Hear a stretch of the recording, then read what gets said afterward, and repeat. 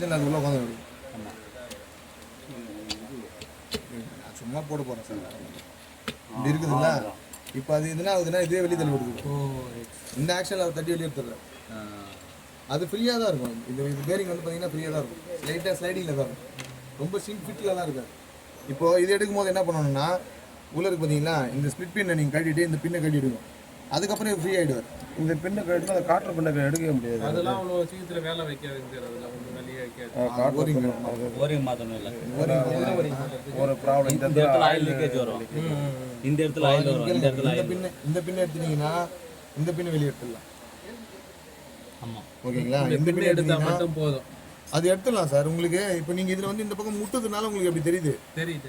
இப்போ நீங்கள் இது கட்டிட்டீங்கன்னா அது கீழே போய்டும். பாருங்கள், இது கையில் தான் இருக்குது.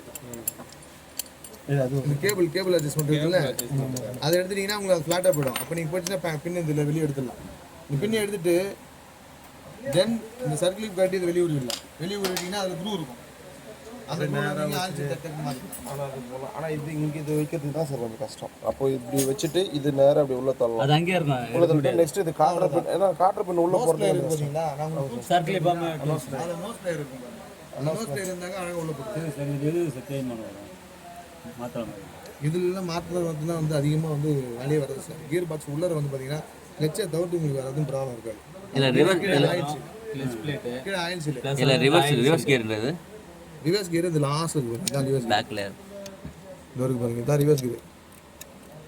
நியூட்ரல் வச்சா வருங்க. இது வரைக்கும் பாருங்க. இவர் என்ன பண்ணுவாருன்னு கேட்டிங்கன்னா, நான் பிடிச்சி இழுக்கிறேன். இழுக்கும் போது உங்களுக்கு பார்த்தீங்கன்னா தெரியும் அது ஆக்சுவேட் ஆகும் பாருங்க. கரெக்டுங்களா? கரெக்டுங்களா? கீர் வந்து போகுங்களா ஃப்ரண்ட்டில். இது நீங்கள் தூக்கும் போது என்ன ஆகும்னா இந்த கீர் ஃப்ரண்ட்டில் ஓடி வரும். அந்த கீர் ஃப்ரண்ட்டில் வரும். அந்த கீர் ஃப்ரண்ட்டில் வந்து கவுண்டர் ஷாஃப்ட்டில் வந்து ஆட் ஆகும். அது ஷாஃப்ட்டில் ஆட் ஆகும்போது வந்து ரிவர்ஸ் ஆகிடும். வேறு ஒன்றுமே கிடையாது சார். இதில் ஆயில் செல் வந்து இங்கே போடணுமா சார்? ஓரிங்கு சார். ஓரிங் இதில் 2 ஓரிங் வரும். இங்கே 2 ஓரிங் இருக்கும், இங்கே 2 ஓரிங் இருக்கும். இதில் இங்கே 2 ஓரிங் இருக்கும். இதில் ஆயில் அந்த லீக் ஆனாலும் அந்தளவுக்கு நமக்கு பிரச்சனை இல்லை. ப்ராப்ளம் வராது சார். நம்ம ஆயில் செல் இது நம்ம ஆயில் ஓரிங் மட்டும் போடணும். நம்ம ஆயில் செல் பிரச்சனைனா தான் உடனே மாற்ற வேண்டியது. எப்போ தெரியுமா மாற்றணும்? மொத்தமாக கியர் பாக்ஸே நீங்கள் வேலை பார்க்குறீங்கல்ல, அப்போ மாற்றணும். அதெல்லாம் ஒன்றும் ப்ராப்ளம் இல்லை. பார்த்தீங்கன்னா ஒன்றும் பிரச்சனை. ஓகே. அதனால் வந்து ஆயில் ஃபுல் ஆயிலும் ட்ரெயின் ஆகும்.